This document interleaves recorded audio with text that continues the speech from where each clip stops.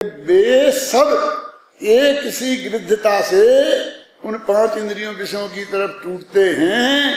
इसलिए मुझे मालूम पड़ता है कि सभी एक से दुखी हैं, और पुण्य वाले उदय वाले भी और पाप वाले उदय भी। यदि सभी एक से दुखी हैं तो पुण्य पाप में अंतर क्या रहा? यदि उनमें सभी दुखी में का अंतर नहीं रहा तो पुण्य पाप में भी अंतर नहीं रहना चाहिए। और पुण्य पाप में अंतर नहीं रहा तो क्या कहेंगे आगे कि वो पुण्य पाप में अंतर नहीं रहा तो जिस शुभ भाव से पुण्य बनता है और जिस अशुभ भाव से पाप बनता है तो शुभ अशुभ भाव में भी क्या अंतर रहा? तो वो कहते यही तो हम समझा रहे कि है ही नहीं, दोनों ही अशुद्ध भाव हैं, दोनों ही अशुद्धोपयोग हैं, शुभोपयोग भी और अशुभोपयोग भी, दोनों अशुद्धोपयोग हैं। इसलिए उपयोग 2 ही प्रकार के हैं। कौन कौन से? शुद्धोपयोग और अशुद्धोपयोग। अब अशुद्धोपयोग के 2 भेद करना ये बात हमारी समझ में नहीं आती। माना 2 चीजें हैं, एक अच्छी बढ़िया चीज पवित्र और एक गंदी मैली कुचैली। अब मैली कुचैली की फिर 2 भेद, एक बढ़िया और एक खराब। तो तुम्हें पहले ही गंदी मैली कुचैली उसे कह दिया तो उसके 2 भेद करने से अब क्या फायदा? ये बता रहे, ये समझा रहे। ये पूरी 69 गाथा से लेकर और कहां तक आ गए? 76 गाथा तक। यहां तक सिर्फ इतना सिद्ध किया है अभी तक। क्या कहते? दोनों एक से दुखी हैं तो पुण्य पाप में कोई अंतर नहीं है, उनके भावों परिणामों में भी कोई फर्क नहीं है, सब एक ही बात है। इसलिए तुम्हें हमें पाप से बचना है, पुण्य में लगना है। ये जो तुम्हारी वृत्ति है उस वृत्ति से अपने उपयोग को हटाओ। अब निष्कर्ष के रूप में ये कहते हैं कि वो जो तुम्हें सुख कह लो चाहे तुम दुख कह लो, जो मिला है ना तुम्हारे लिए, वो सुख इंद्रिय सुख जिसे बोलते हैं ना, इंद्रिय सुख है 5 इंद्रियों का विषय का सुख, उसी की तरफ दौड़ते हुए मैंने बोला ना, तो वो कैसा है उसका वर्णन करते हैं। गाथा बोलो 76।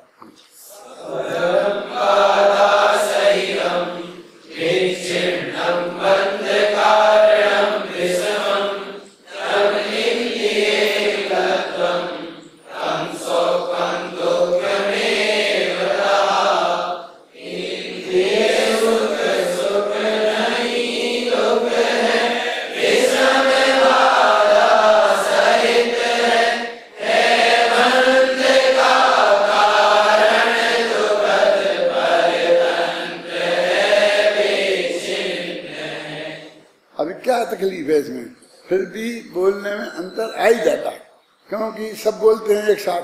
तो 10 जने ठीक भी बोलते हैं तो 10 जने ठीक नहीं बोलते हैं तो गड़बड़ हो जाती है। ये सब ही अक्षर हिरस्व हैं। कहां तक? नहीं के ना तक। देखो है ना, इंद्रिय सुख, सुख नहीं ना तक सब हिरस्व है ना, तो कोई को दीर्घ नहीं बोलना है। अब उसमें से किसी को तुम दीर्घ कर दोगे तो गड़बड़ हो जाएगी। इंद्रिय सुख, सुख नहीं दुख है, विश्व में बाधा सहित है, बंध का कारण दुखद परतंत्र है। अब इंद्री को कभी इंदिरा की ई को माताओं को बड़ी कर देते हैं कि इसको कहीं किसी ना किसी को हैं तो कर देते हैं तो गड़बड़ होती है। उन्हें ऐसा लगता है कि एक अक्षर ज्यादा है और इसलिए हमें जगह निकालनी है, एक कुछ गड़बड़ करते हैं कि एक अक्षर कम की जगह है तो हमें पूर्ति करनी, उसमें कम जगह नहीं है भाई। इस छंद के जो नियम है ना कि कितने अक्षर होने चाहिए, कितनी मात्राएं होने चाहिए, उसे गिन के देख लो। जब ऐसी तकलीफ महसूस हो तो करना चाहिए, है ना। अब वो कहते हैं कि वो सुख दुख जिसे तुम चाहे सुख कहो चाहे दुख कहो, मैंने जिस दुख को 5 इंद्रियों के उस भोग को वो इंद्रिय सुख बोलते हैं ना, तो इंद्रिय सुख काय को बोलेंगे? फिर इंद्रियों के माध्यम से जो पंचेंद्रियों के विषयों का हमने उपभोग किया है, उससे जो भी हमें अनुभूति हुई है उसको ही तो इंद्रिय सुख कहते हैं जगत के लोग। और हम कह रहे हैं कि वो इंद्रिय सुख है, जैसे जगत के लोग इंद्रिय सुख कहते हैं, वो सुख नहीं है, दुख है। किसको, किस बात को चल रहे हैं वे? उसी बात। हम तो कहते हो कितना बड़ा ठाट बाट है, कितनी बढ़िया चीजें हैं, कैसा राजमहल है, कितने नौकर खड़े। अरे नौकर की बात कहाँ है? वो सेठ जी के 50 नौकर खड़े हों, 100 रसोईया हों, अब वहां खाने के लिए बढ़िया से बढ़िया उनका माल मसाला रखा है, और यहाँ उनकी जोर की भूख लग रही है, और अभी 1 घंटा नहीं खा सकते। क्यों? तो जो वो दुख हो रहा है उसमें कुछ कम हो जाएगा? 25 नौकर खड़े होंगे तो माल बढ़िया हो जाएंगे, तो भूख की जो पीड़ा है ना, क्षुधा रोग की जो पीड़ा है, वो कम हो जाएगी? नहीं होगी ना। और गरीब के ऐसे रखा और वो ही बैठा है, और उसकी भी छुट्टी हो जाएगी 1 बजे, तब जाके खा पाएगा। अपनी पोटली में बांधे है, वहीं बैठ के खाएगा, तो उसको भी भूख लग रही है। तो दोनों को भूख का दुख बराबर है, उस वेदना का दुख बराबर है, वो कह रहे हैं।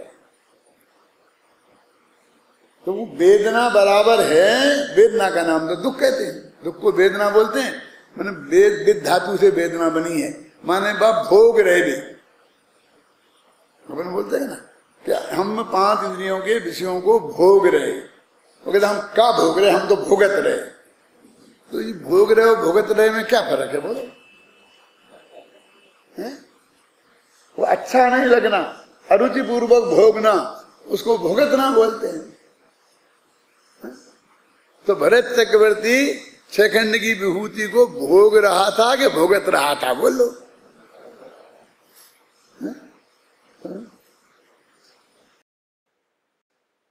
फर्क कितना था बाकी से? कि हम सब तो छोड़ सकते हैं, भोगत रहे ना, छोड़ दो। भरत चक्रवर्ती नहीं छोड़ सकता था, भगवान की दिव्य धुनी छोड़नी पड़ेगी, वहां तो जाना ही पड़ेगा, वो तो नियोग है।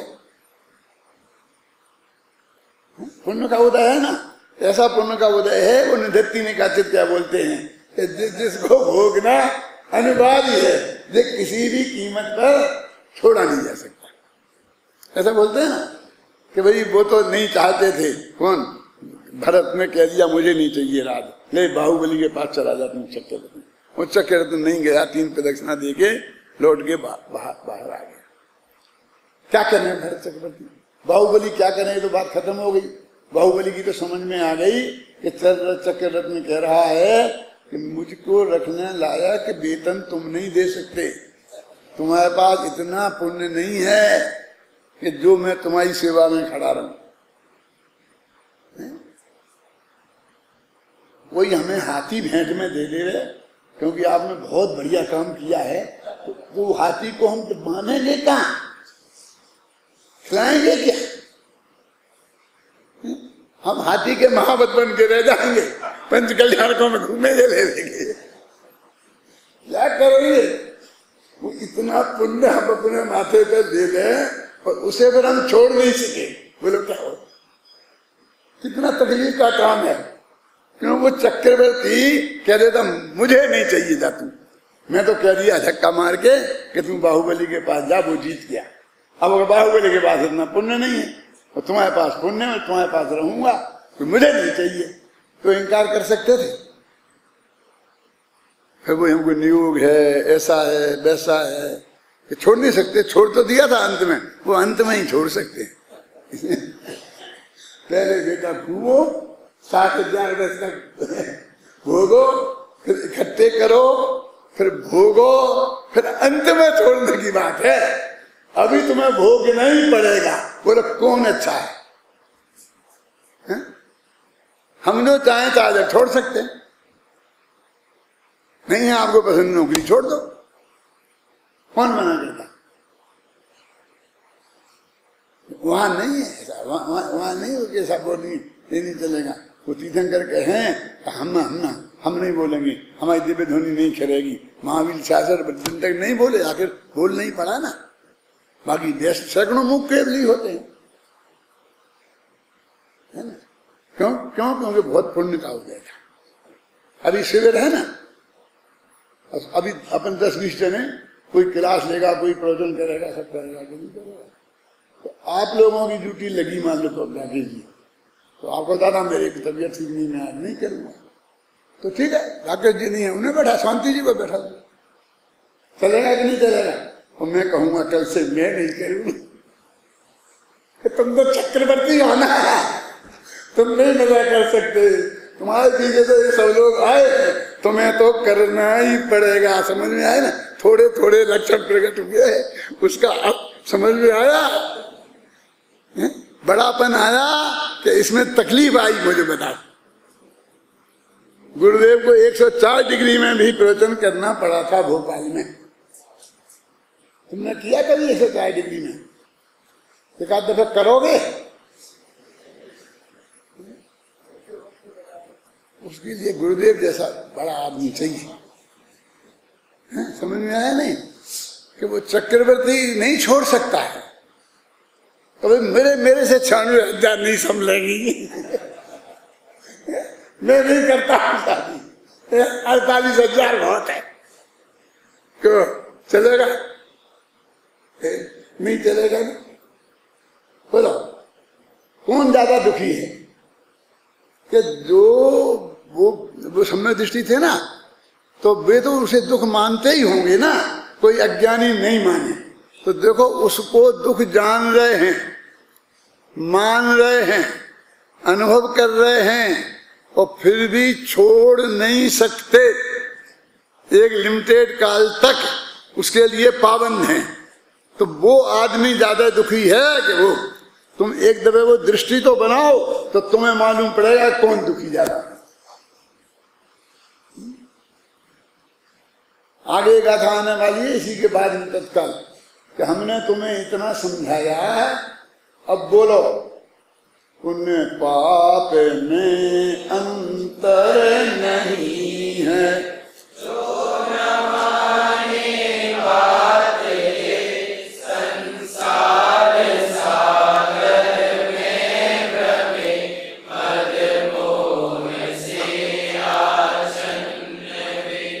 पुण्य और पाप वाले दोनों की एक सी दशा हो रही ना। और हम थोड़ा अच्छे बुरे का भेद करने की कोशिश की तो पुण्य वाले ही 19 से सिद्ध हुए, पाप वाले तो टॉप पे निकल गए दुखी होने में। तुम मानी माने बात या नहीं मानी, हम तो नहीं मानेंगे तो सजा क्या मिलेगी? 2 दिन रोटी नहीं मिलेगी, भोजनालय बंद रहेगा, तुम्हें आगे पैसे जमा करा देना जुर्माने के, जो किया है ना शांति जी ने, तो 2 दिन बाद रोटी खा लेंगे। सजा मिलेगी कि नहीं मिलेगी?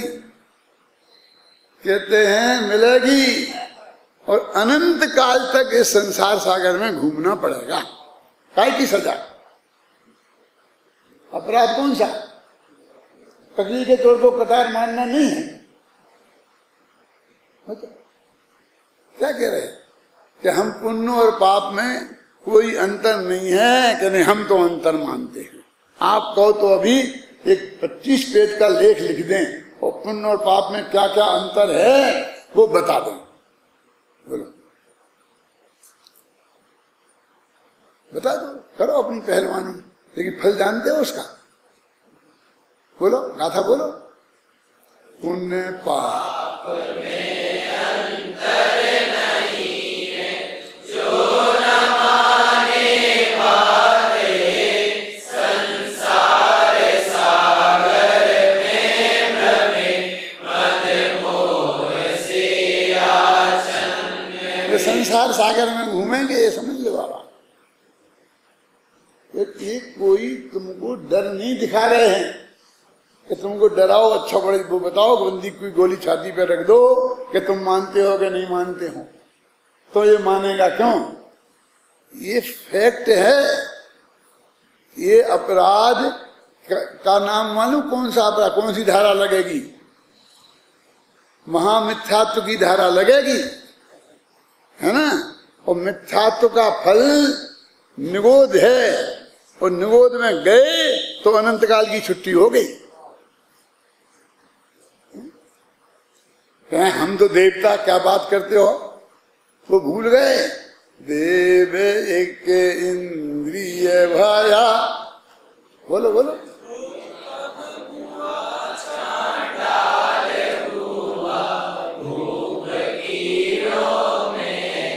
तो देवई गति से सीधा एक इंद्री हो गए, हो जा रहा है। एक इंद्री माने वही निगोद, एक निगोदिया भी एक इंद्री में ही होते हैं, क्योंकि वो 2000 सागर काल पूरा हो गया। अब आपको समझेगा मैं इतना बड़ा पाप करना पड़ेगा कि वहां पर वो जैसे निगोद में जाए, निगोद तो बहुत बड़ी है, बहुत पाप करना पड़ेगा। कुछ नहीं करना पड़ेगा, निगोद में जाने के लिए कुछ नहीं करना पड़ेगा, कोई तो पाप नहीं करना पड़ेगा। कोई 1000 जीव मारने पड़ेंगे, 2000 मारने पड़ेंगे, अणुबम फेंकना पड़ेगा, कुछ नहीं। बस जो कर रहे हो इतना छोटा सा कि बस तुम मानो मत कि पुण्य पाप में अंतर है, बस तुम ये बात स्वीकार नहीं करो। 7 तत्व जुड़े जुड़े हैं, आप समझे ना, और एक पुण्य पाप एक आश्रव तत्व है, तो दोनों एक ही हो गए ना, पुण्याश्रव और पापाश्रव। पर इतना सा नहीं मानोगे तो ये बहुत तकलीफ है। इतना सा नहीं कर सकते क्या? तुम क्या बात करते हो, कर नहीं सकते, हम तो कर ही रहे हैं। हाथ कंगन को आरसी, क्या बोलते कि नहीं बोलते, ये कर ही रहे सारे जगत के जीव। और ऐसा कर करके 2000 सागर पूरे होते हैं। और बस देव चारों गतियों के दुख का वर्णन किया ना, तो देखो निगोद से निकला, एक इंद्री से 2 इंद्री हुआ, 2 इंद्री से 3 इंद्री, 4 इंद्री, लट पील अली आदि शरीर बताया ना, धर धर मरो सही बहु पीर, फिर कभू सैनी पंचेंद्री पशु भयो, फिर वहां से कमर के कहा गया मनुष्य, हाँ नरक के समझ लो, नरक घुमा दिया। और नरक के बाद में फिर मनुष्य गति के दुख बता दिए, फिर अंत में देव गति में ले गया, चक्कर पूरा हो गया। अब चारों गति में घूम लिया ना, अब कहाँ जाओगे, जहां से आए थे अपने घर जाओ, पधार। तुमने 8 दिन की टिकट ली थी ट्रेन की राउंड ट्रिप, तो पूरा राउंड तुम्हारा पूरा हो गया है। अब वो देवई गति पे जाके पूरा हुआ तो हम क्या करें? तो होना ही था, क्योंकि 2000 सागर में 2/3 काल देवगति में कटना है, तो आज अधिक काल तो वही है ना, तो वही पूरा होगा ना। अब आप जानते हो नरक में से कोई जीव निकल करके निगोद में नहीं जाता। 1 इंद्री नहीं होता, 2 इंद्री नहीं होता, 3 इंद्री नहीं होता, 4 इंद्री नहीं होता, 5 इंद्री अशनी पंचेंद्री नहीं होता, गारंटी से सैनी पंचेंद्री ही होता है, भले ही 7 में नरक से क्यों ना निकले। कहने तुम्हें पता नहीं, देव गति से निकल के तीर्थंकर बन के मोक्ष चले जाते हैं। क्या तुम नरक के बता रहे हो? इसमें तो नरक भी पीछे नहीं है, वहां से भी राजा सैनिक निकल गए, तीर्थंकर बन के मोक्ष चले जाए। और तुम ऐसा बताओ कोई कि जैसा देव जाता है 1 इंद्री होता है, ऐसा नरक गति से कोई 1 इंद्री हो जाए, नहीं हो। सैनी पंचेंद्री ही होता है, और देव गति से 1 इंद्री हो जाता है। सारे रास्ते खोले। कौन से पाप से जाएगा, क्या करना पड़ेगा?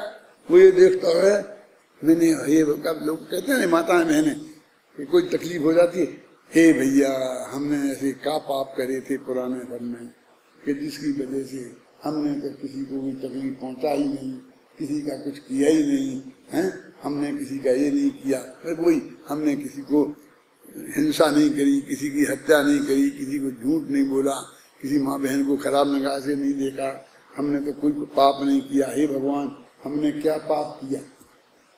तुम सच्ची कह, तुमने ये पाप नहीं किए, तुम सच्ची कह रहे हो, लेकिन इन पापों से जाते ही नहीं है। तुमने ये पाप नहीं किए तो जहां जहां जाते हैं इन पापों से वो बच गए तुम। लेकिन जो पाप जो तुमने किया है उसमें रावण के लिए आता है कि जाहि पाप रावण नरक गयो ते ही पाप लोगन खिलौना करी राख्यो है। उसको तो पाप ही नहीं समझते हैं।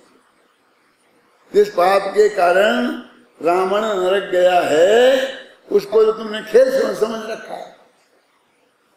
अब जो पाप के कारण ये जीव निगोद जाता है वो जो मिथ्यात्व नाम का पाप है उसको तो तुमने सभ्यता समझ रखा है। क्या बोलते क्या क्या वो अच्छा आदमी है, समझदार है, सभ्यता है, ये है वो है वो है।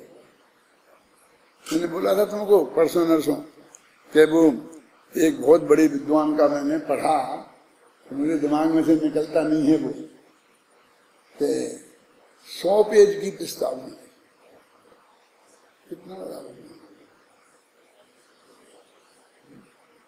कितना बड़ा। और उसमें लिखा कि एक गाथा है योगसार में कि 9वीं गाथा। किसी को याद हो तो बोलो, हिंदी का बोल दो। हिंदी याद है? योगसार पद्यानुवाद याद है? अन्ना जी का मामला ढीला पड़ गया क्या? है ना ये गाथा? कौन जिसमें वो बताया है 9वीं गाथा में परमात्मा का स्वरूप क्या है। तो विष्णु है, इंद्र है, शिव है, शंकर है, सब बताया। आप ये अंदाज समझ गए ना तुम क्या गाथा है? उसमें ये लिखा है कि परमात्मा क्या है, लाया है, बोलेगा। 9वीं गाथा, 9वीं दोहा।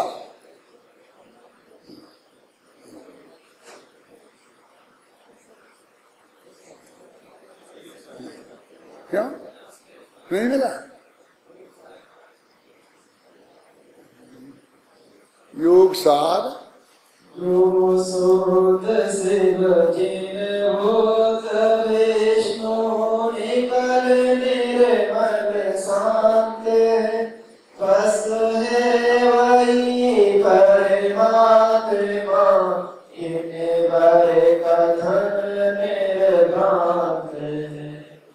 जो विष्णु, जो बुद्ध विष्णु जिन है ना सब नाम,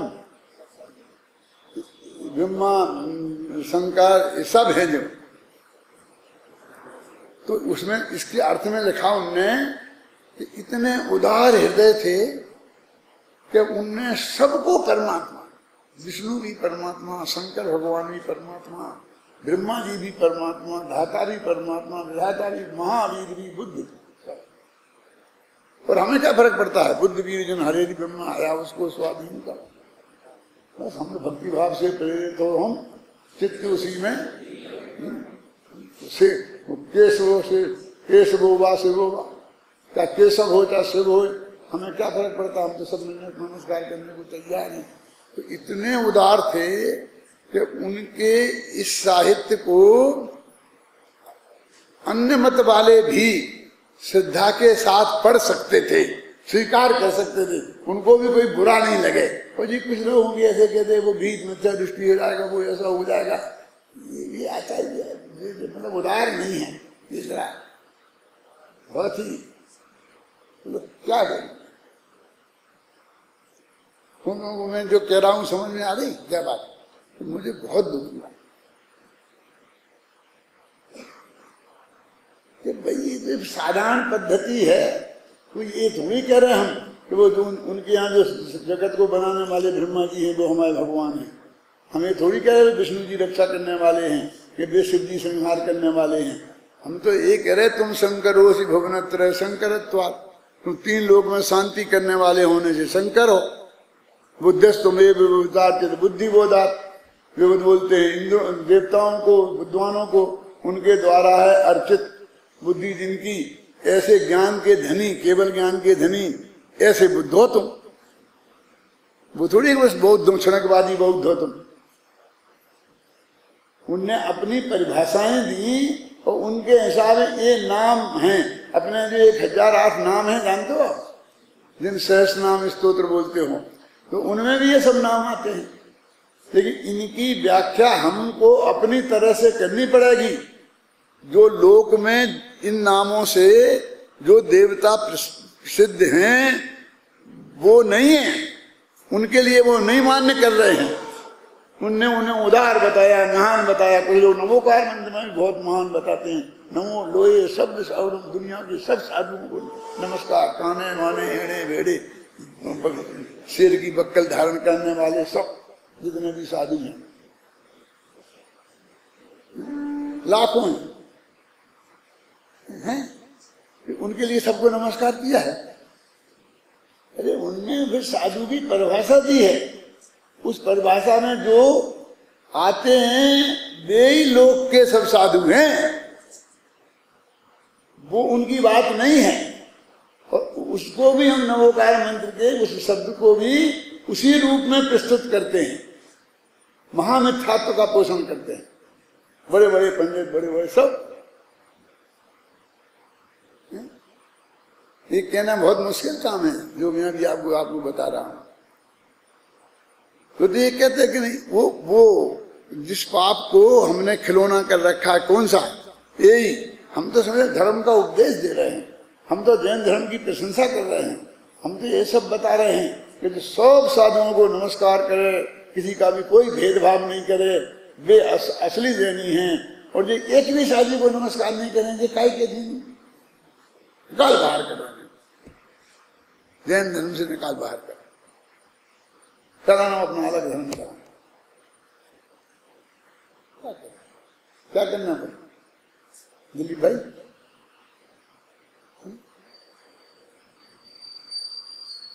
अपनी बात यहाँ का क्या चल रही है बोलो? कि वो दुख है, कि जो दुख है पुण्य के उदय वालों को भी है और पाप के उदय वालों को है, और एक सा है। ऐसा दुख को जो जानते हैं वो वास्तव में सुख नहीं है, नाम उसका सुख है और वो दुख है। ये बात अपन ने सिद्ध की। और अब वो कहते हैं जिसे दुनिया सुख मानती है वो सुख सुख नहीं है, दुख है। कैसा है? तो सतरम बाधा संयम विच्छिन्नम बंध कारणम विषमम इंद्रियेदि लद्धम। इंद्रियों से प्राप्त होने वाला सुख है वो, बाधा से सहित है। सपर है माने जिसका अंत आ जाता है, पर माने अंत सहित है। और विच्छिन्न है, बीच बीच में बहुत डिस्टर्बेंस होते हैं, बाधाएं खड़ी होती, वो बंध का कारण है। विषम है, वो इंद्रियों से उपलब्ध होता है, वो ऐसा सुख वो सुख नहीं है, दुख ही है। ये निष्कर्ष है उसका पूरा। कौन सा बताओ जरा, अंत में कौन से सुख की बात है? बोलो बोलो, खड़े हो जाओ, जरा जोर से बोलना।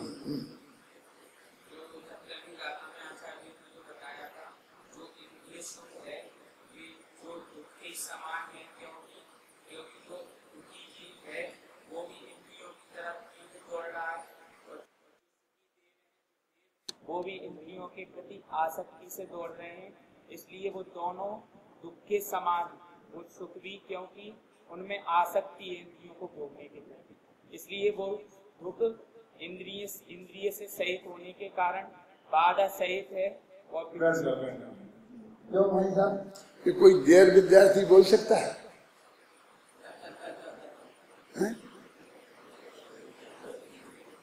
देखो ये कह रहे हैं कि दोनों भी बराबरी सिद्ध करनी है हमें। इनमें सबसे अधिक पुण्य वालों में तो सबसे पाप के उदय वालों में। अब दोनों में एक को अपन सुखी मानते हैं, एक को दुखी मानते हैं।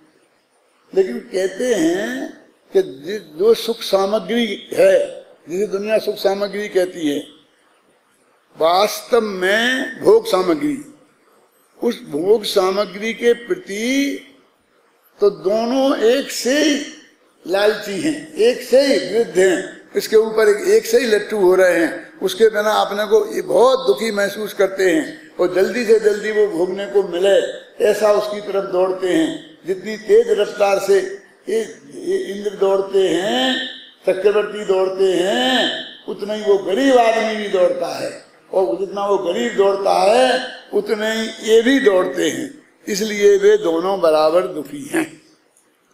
पुण्य के उदय वाले भी दुखी हैं और पाप के उदय वाले भी दुखी हूं।